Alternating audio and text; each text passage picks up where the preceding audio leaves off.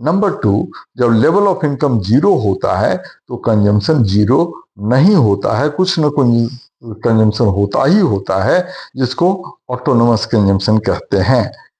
तीसरी बात, consumption curve हमेशा ही वाई एक्सिस से स्टार्ट होता है above the origin due to autonomous consumption.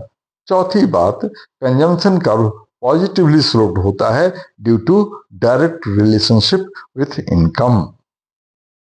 Investment का कर्व हॉरिजेंटल स्ट्रेट लाइन होता है due to parallel horizontal straight line parallel to x axis होता है, क्योंकि ये इनकम से रिलेटेड नहीं होता है।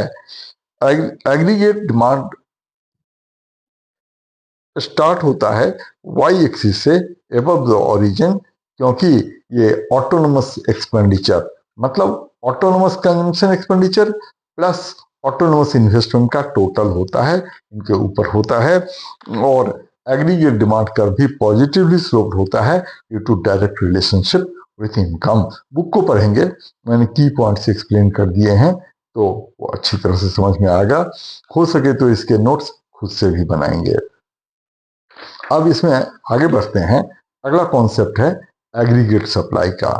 अब एग्रीगेट सप्लाई का मतलब ही समझ लेंगे कि aggregate supply is the money value of all final goods and services that all producers are willing to supply in an economy during a given period of time.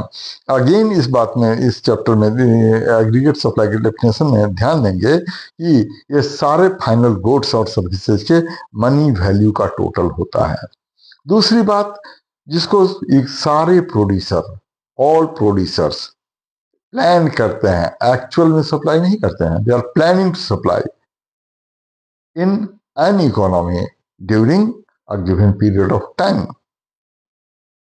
अब इस एग्रीगेट सप्लाई को अगर ध्यान देंगे तो यही डेफिनेशन तो national income का भी होता है, इसलिए एग्रीगेट सप्लाई नेशनल इनकम ही होता है।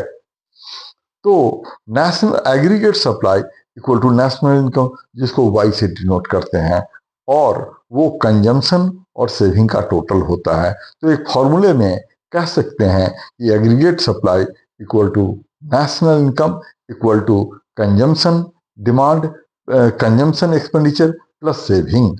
अब इस बुक में टेबल नंबर 7.2 समझेंगे, और table number 7.2 aggregate supply schedule.